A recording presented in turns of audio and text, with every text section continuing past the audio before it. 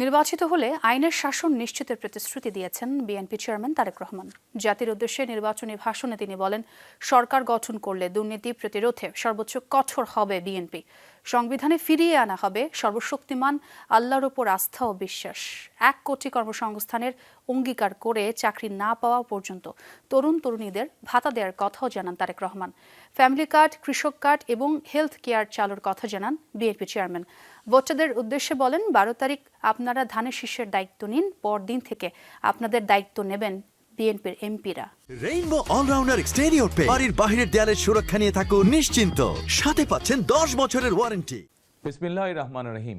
প্রিয় দেশবাসী, নির্বাচন সামনে রেখে বাংলাদেশ টেলিভিশনে জাতির উদ্দেশ্যে বিএনপি চেয়ারম্যান তারেক রহমানের 37 মিনিটের ভাষণ। এ সময় ধানের শীষে ভোট চেয়ে নির্বাচিত হলে তার সরকার কি করবেন তার বিস্তারিত তুলে ধরেছেন।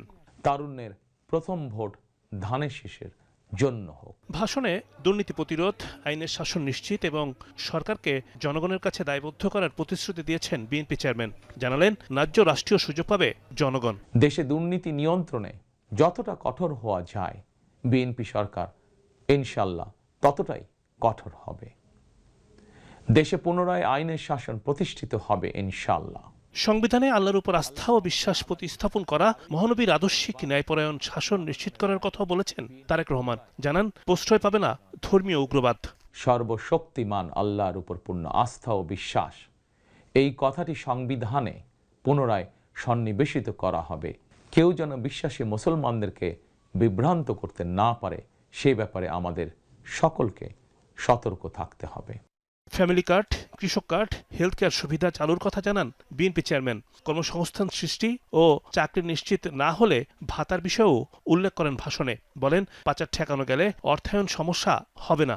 বিএনপি শিক্ষিত তরুণ তরুণীদের জন্য 6 মাস থেকে সর্বোচ্চ 1 বছর কিংবা কর্মসংস্থান না হওয়া পর্যন্ত বিশেষ আর্থিক ভাতা প্রদান করার সিদ্ধান্ত নিয়েছে।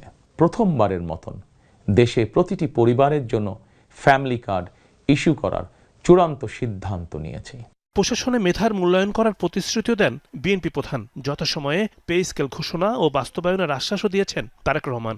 সরকারি কর্মকর্তা এবং কর্মচারীদের জন্য যথাসময়ে জাতীয় পে স্কেল ঘোষণা এবং বাস্তবায়ন করা হবে। ধানের শীষে ভোট দিলে দেশের বিজয় আর নিশ্চিত হবে তাবেদার মুক্ত বাংলাদেশ।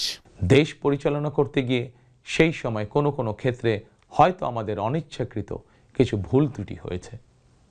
সেজন্য আমি দেশবাসীর কাছে আন্তরিকভাবে দুঃখ প্রকাশ করছি। রিমন রহমান, যমুনা নিউজ, ঢাকা।